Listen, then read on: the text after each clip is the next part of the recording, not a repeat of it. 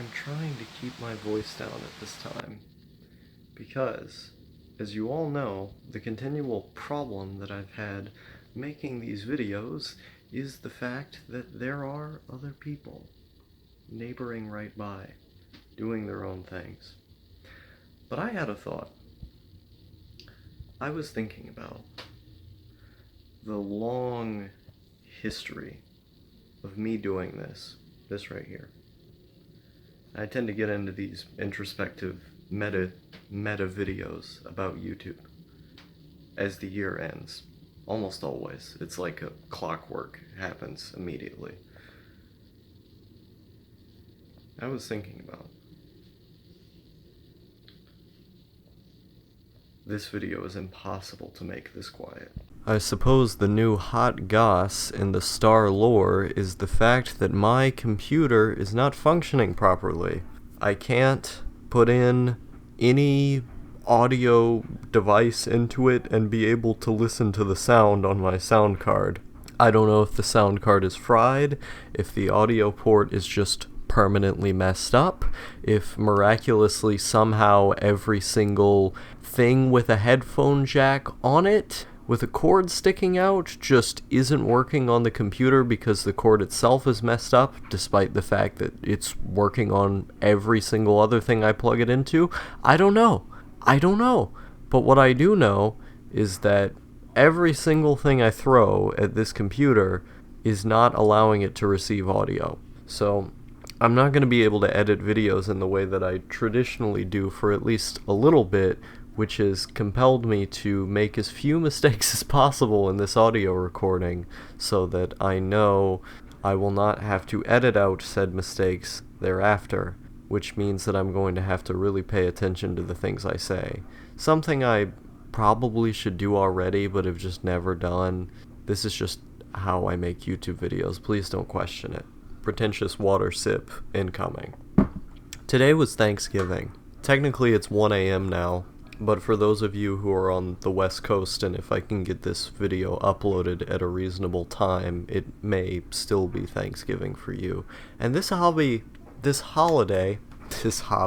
see, already with the things I would have edited out otherwise. This holiday has meant nothing to me for pretty much my entire life. The only thing I've associated this hobby with is the fact that most days I would be hungry, and on Thanksgiving you would eat a whole bunch, which would mean you aren't hungry that day, and also you have a bunch of food left over, which means you have enough surplus to not be hungry for like a week and a half, potentially.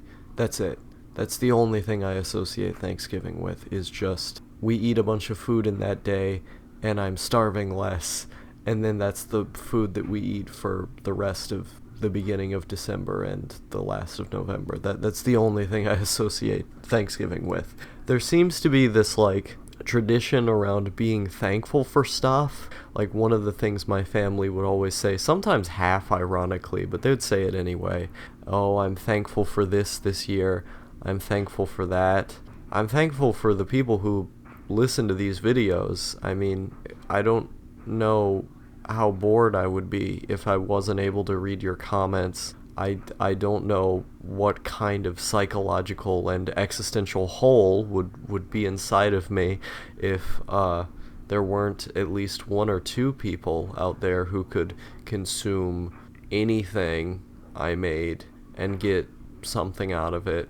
I would make it anyway. I would always be making this stuff. I always have been making this stuff for the longest. I've been making stuff without an audience for longer than I've been making stuff with an audience. You know, think about that. For a lot longer. So it's one of those things where the fact that there are people here who, after all this time that I've been doing this, you know, almost 7 years now, who actually watch and listen to it and think that what I'm doing is kind of cool is beyond me. I would have never thought this would happen, ever. I had the vague inclinations of it in 2016-ish, mid-2016, like early 2017, because I needed to believe. I just desperately wanted to become a career YouTuber because I thought my life was going to end otherwise, because I lived in poverty and I didn't want to go to school, and I didn't want to get a job either because I was scared, deeply, deeply afraid of talking to other people. I'm not anymore, but I was at the time. And I wanted to kill myself all the time. And so being a YouTuber was like the only shot I had, but it was constantly riddled with self-doubt every single day. Every single day. I was thinking, you're never going to actually make it anywhere doing this. I'd be surprised if you made $5, let alone looking at my Patreon now, $150. So it's pretty amazing. Like, at the height of my Patreon, I was making like $196. Can you think about that? At the height of my Patreon, I was making $196. That's not even accounting for like the $100 that I make in ad revenue each month. I made $140 in ad revenue this month. That's bizarre. I would have never thought that would have happened. Like, not even in a million years. When I made that Lego Unikitty video, I thought I had to wait until the $100 threshold. I had to wait until the $100 threshold here when I finally got monetization after 1,000 subscribers. But when I made that Unikitty video and it got like 40k views in like the first month or whatever, and it was able to get enough ads on it to make like $35, I thought I would have had to do, $100 at the time. But I petitioned Google, and they send me a thing in the mail that has a code in it, and then you put the code in the computer from the AdSense people after they mail it to you, and then they just send the $35 to your bank account. It's a lot of effort that you had to put in back then, back when everyone was able to be monetized. It didn't matter what channel size you were or how much watch time you had. And so $35 right there, and I spent it on canned food. Never forget that. That was the first time I was ever paid by YouTube, was because of that clickbait Lego Unikitty video in, 2015-ish. And I look at myself now, did I say 2015? I think I meant 2017, whatever. I look at myself now in, late 2019, and I look at how much I amassed in such a small amount of time, like from August of this year. I think was August when I got monetized? It might have actually been July. No. Could it have been?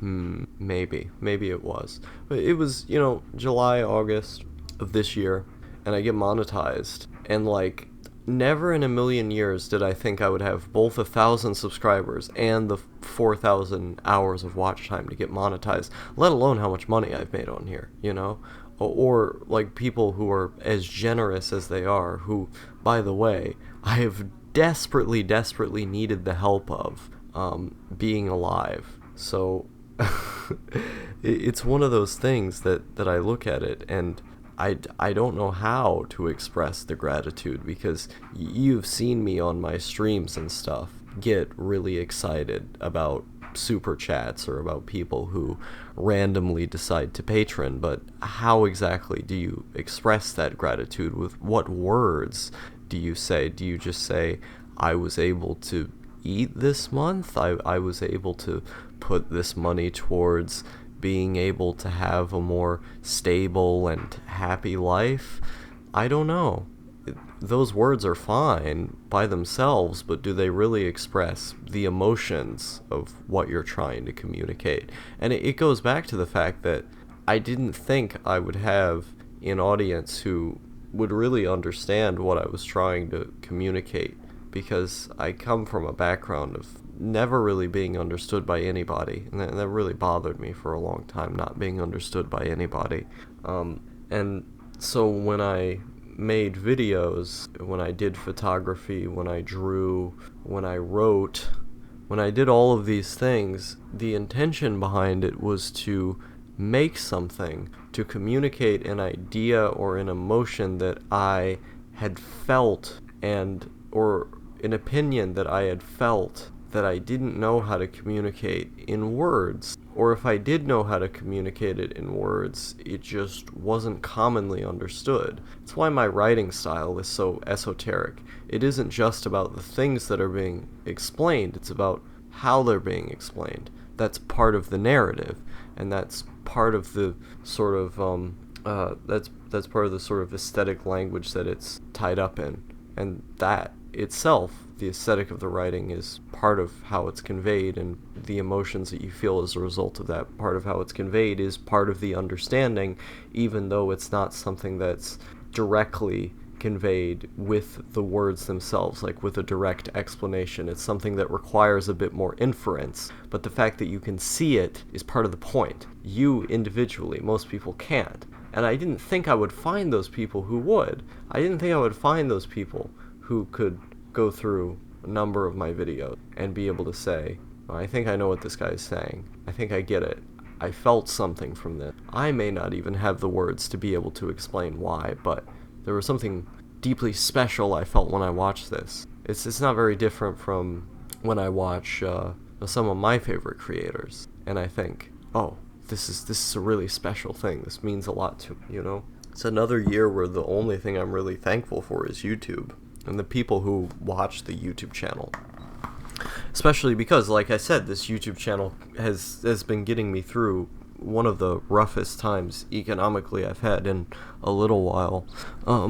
But looking around me, like, I could say I'm thankful for the stuff that I own, but most of this stuff is stuff that I've owned for a very long time, or was given to me by other family members throughout the years. And I could say that I'm thankful for not living on the street, but what's really the point of saying that? Like, no one should live on the street. I don't really see a point in saying, oh, well, I could be an African child. I guess I'm glad that I was born for being white.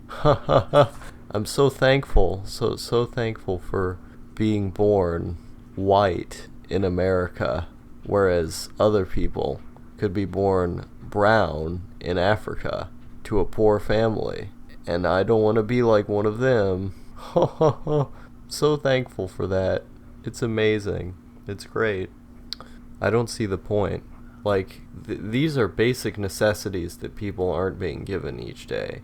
Things that everyone should have, like by law, everyone should have housing. By law, everyone should have a secure job. By law, everyone should have health coverage, which I do have, which I actually am thankful for because I've gone without it before.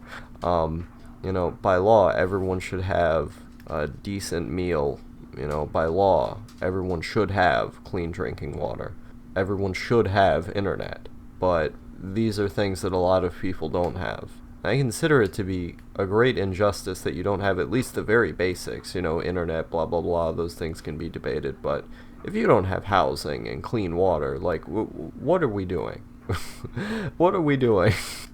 It shouldn't be like that. We have the resources to give the people that we just aren't. And I mean, you can pearl clutch about supply and demand all you want, but it's a human moral problem, and so it's weird. It's weird when I hear people say that, you should be thankful for a roof over your head, or you should be thankful for the fact that you are, like, white in America.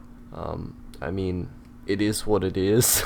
It doesn't make the other things that are going on less bad. It just means that they aren't potentially more bad.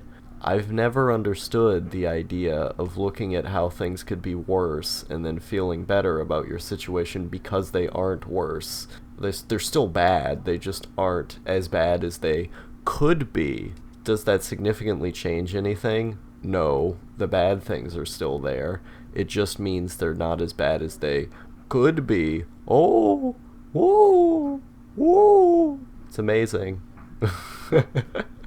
So much was accomplished just by that. I'm so thankful. I have so much to be thankful for. Dude, I fucking love the fact that my ancestors came here like 300 years ago or whatever and just killed all of the indigenous people.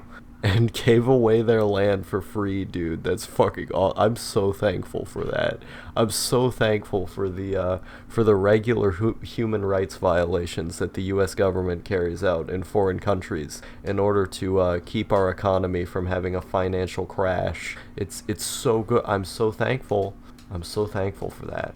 'Cause I could lose my home, dude. Lose my home otherwise. Did I tell you how thankful I am for having a home? I'm saying this as someone who's been homeless. Great holiday.